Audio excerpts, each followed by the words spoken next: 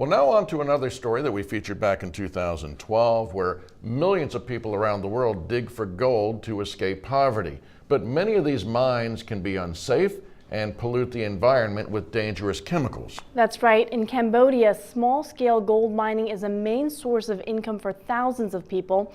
Last year, Mony of VOA's Khmer service traveled to a remote province to meet a few of them and talked about it with On Assignment's Doug Bernard. Here's another look at that segment.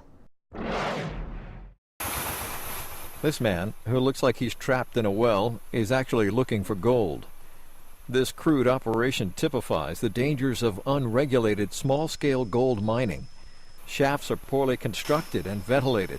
The miners wear no protective clothing. On lucky days, we might find almost 4 grams. On others, barely 2 grams. On unlucky days, we may only come up with a half a gram. Mony, you began your report at a gold mine in Ratanakiri province in Cambodia. But to call it a mine seems a bit of a step too far. It looked like a giant hole in the ground. Can you tell us, what it is that you saw there? Take us there. In that remote part of the country, you see several gold mines there.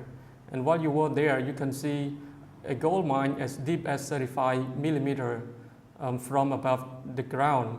In your report, you talk about the dangers of working in these mines. I think some of them are very obviously, they look rickety to say the best. What are some of the other dangers for the workers down in these gold mines? Right, they are taking a great risk, I must say, because they can be hit by falling rocks when they go deep down, and they have to get exposed, to mercury and other chemicals which are used to purify gold. And also, in addition to that, they are prone to malaria infection because this is the rainy season here in Cambodia. There's a lot of mosquitoes out there. The mercury poses a danger beyond the mining sites as it travels through the air and water. Local environmental and human rights organizations are calling for regulation as well as education. In mining, you get exposed to chemicals that can affect your health.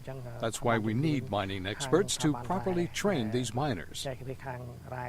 So, Mony, what is the government doing, or what are private industries doing to help bring some protections for these people, not just in terms of building the mines, but keeping them healthy and keeping these elements like mercury out of the water?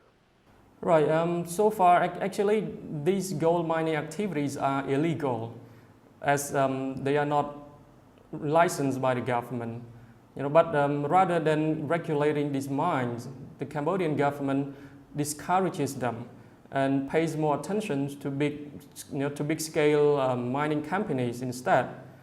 And so the environmentalists and local rights workers suggest detailed policy and regulation for this small-scale gold mining activity should be prepared and put in place.